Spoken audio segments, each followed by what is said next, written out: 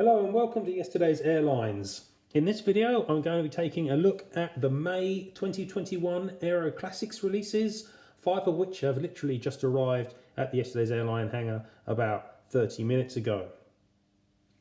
So Aeroclassics is a really key brand for me, and even though I'm regularly accused of being biased for NG models, it is actually Aeroclassics that I buy the most models for. It's really not unusual for me to get 5 or 6 a month. I really love the variety of airlines that they produce.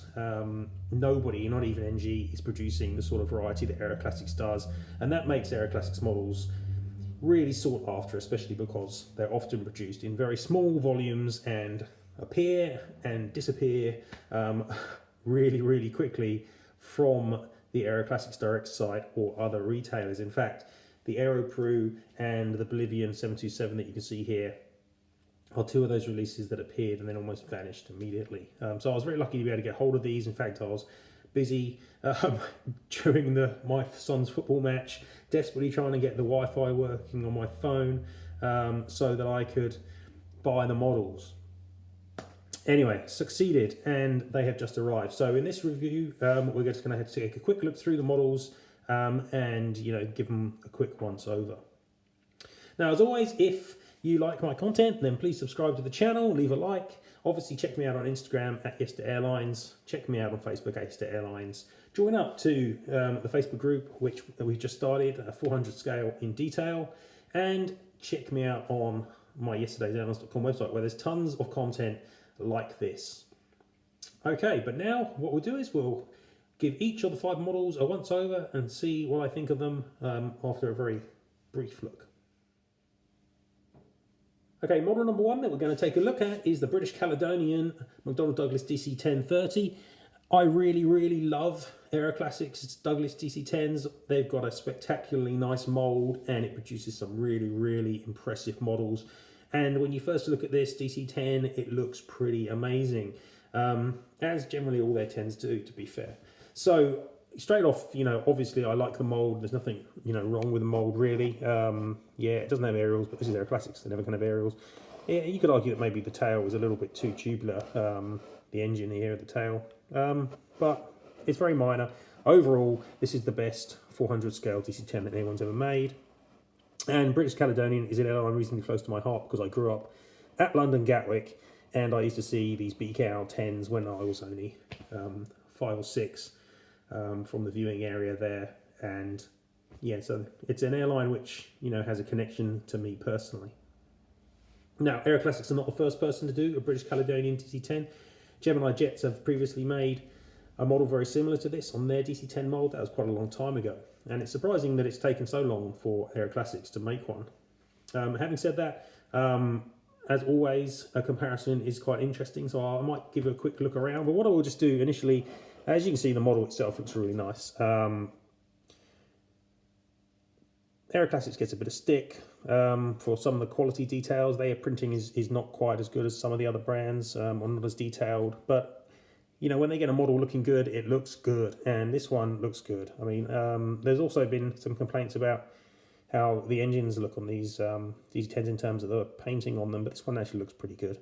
And overall, I don't think there's any dramatic issues here with the livery. Now, BCAL has this dark blue and gold scheme, and there's no doubt that Aeroclassics have the blue slightly dark. But then again, almost all of my British Caledonian fleet is Aeroclassics, so it's not actually a major issue, and it's only slightly darker than the Geminis, so it doesn't really bother me too much.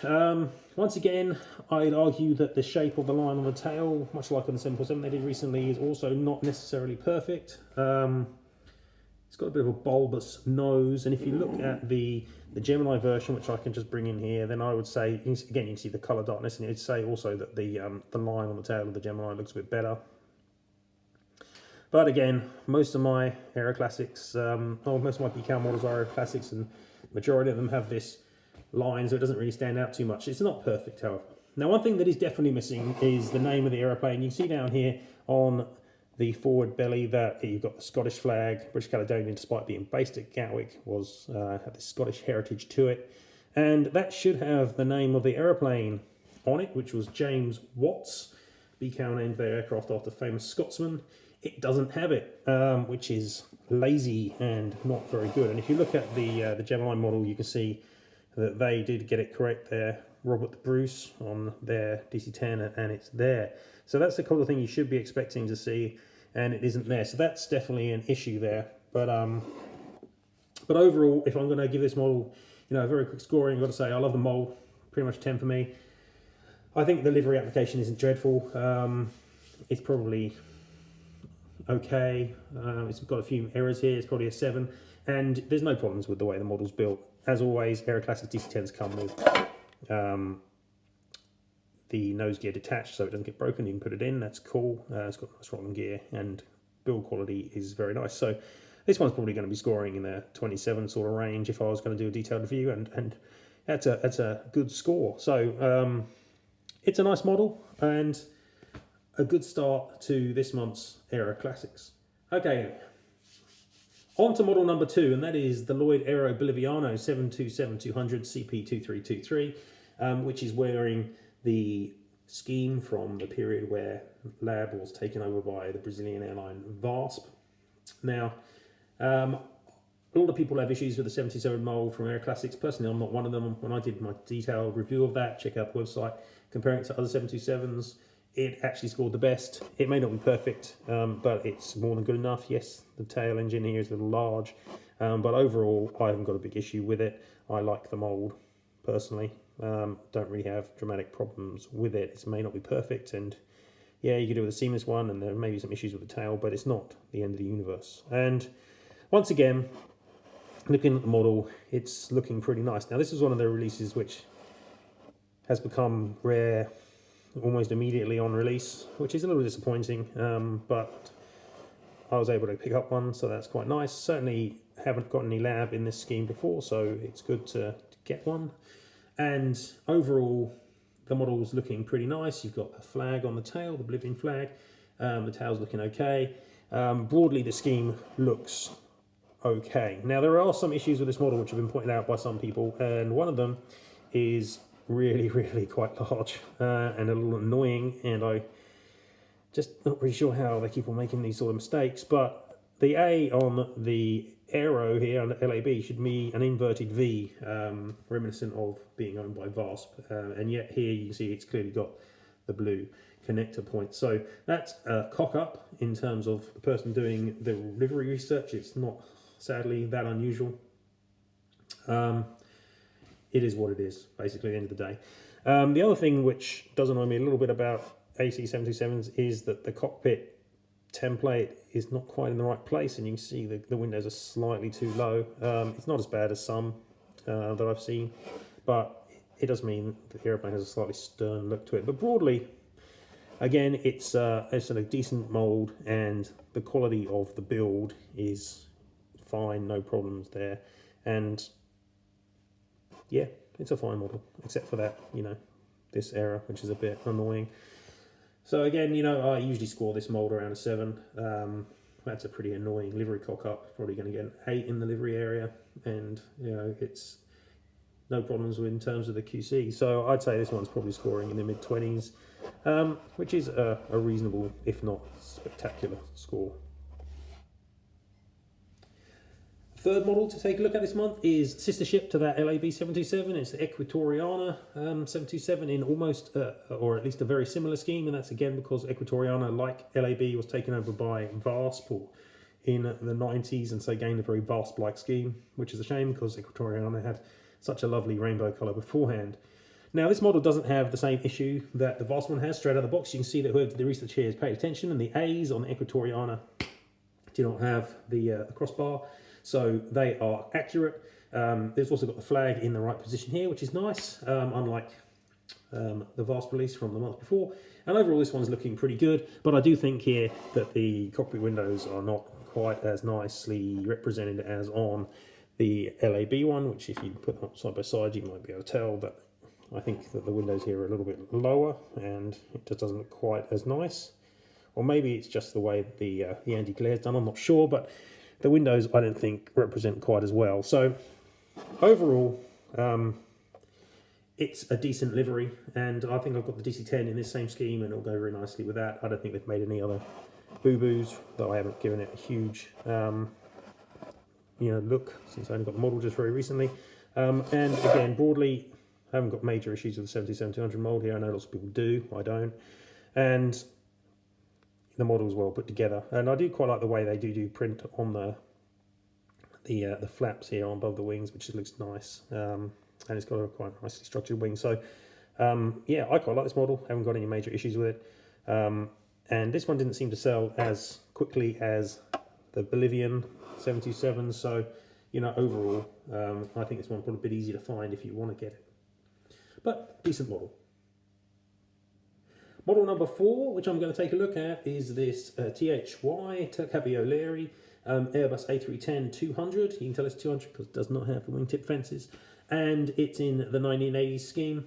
I used to get driven up by my dad to Heathrow once or twice a year to watch the aircraft, and these THY A310s were common at Heathrow in the late 80s before they changed their scheme. And so this one's kind of a must-have for me for that reason. And it's a nice, interesting pinstripey scheme. It's quite different to other airlines, even of the same period. And I think that this model's looking really nice. Now, I'm not going to talk too much detail about this because I actually want to give this one a proper detailed review. So I will do some research on this later on. But if I'm just going to say broadly here, I think their A310 mold is underrated. I think it's a really nice mold, and I really like the 310s that they're producing. And there are lots more that I'd like to see.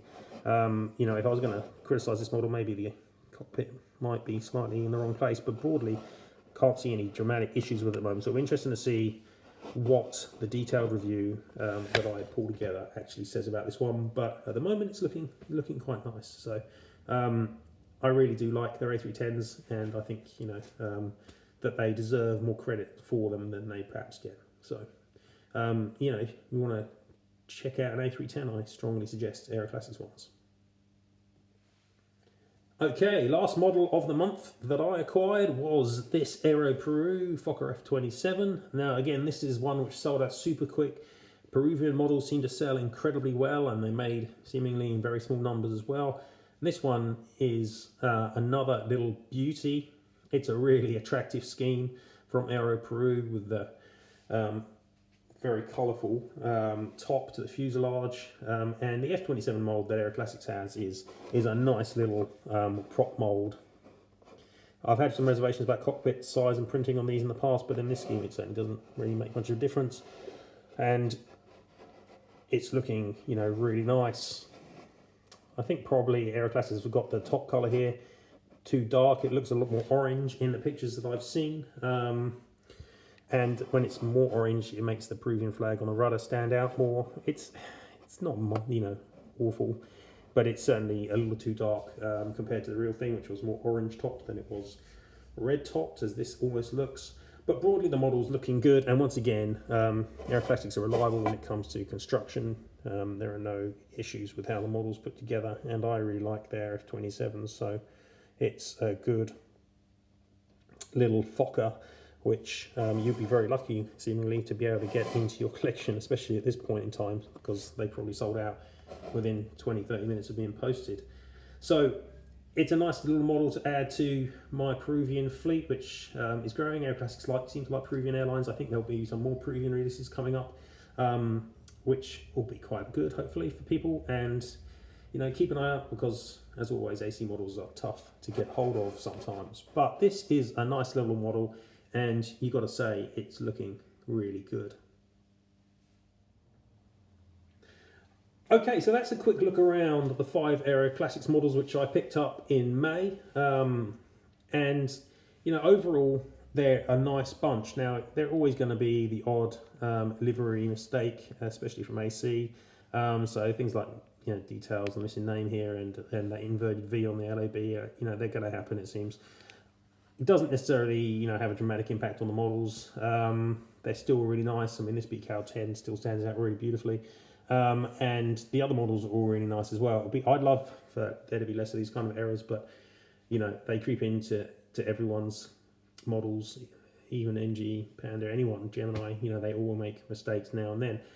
But broadly, if you look at these models, they're a nice bunch. They all display very nicely. Put that one back down and maybe slip in the A310, then you know, you can see that they're nice models and they look good. And more importantly, perhaps, they're super interesting. You know, these are not all just generic white-bodied Boeing 787s and A350s or A320s.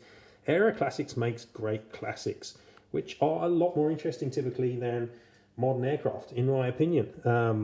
And you can't argue with that, I don't think. They're great models and great little aircraft and, you know, really interesting. And certainly they're the primary reason that I collect 400 scale, because it gives me the opportunity to explore the history of aviation through the models, which is kind of where this all began for me. So, you know, give Aeroclassics a look. They've got some interesting models, and, you know, when they get it right, they get it really right. So for me, the model of the month out of these 5, oh, it's tough. I think that it's probably between the Turkish A310 and the Peruvian Fokker. This one doesn't have a stand, obviously, because it's such a small model. I think maybe if we're going to be harsh, we'd probably give it to the A310 maybe, in terms of getting everything right and in the right place. But, you know, I haven't done the full-time review on that yet, so maybe that'll change once I look in real detail at it. But, you know, again, it's a good month. It's been a good year for AC. They've made some super interesting models.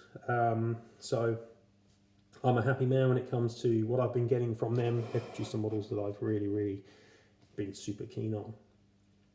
Okay, anyway, that's it for this video. As always, keep an eye out for content on my site, on all my other channels, and thanks very much for watching. I'll see you later.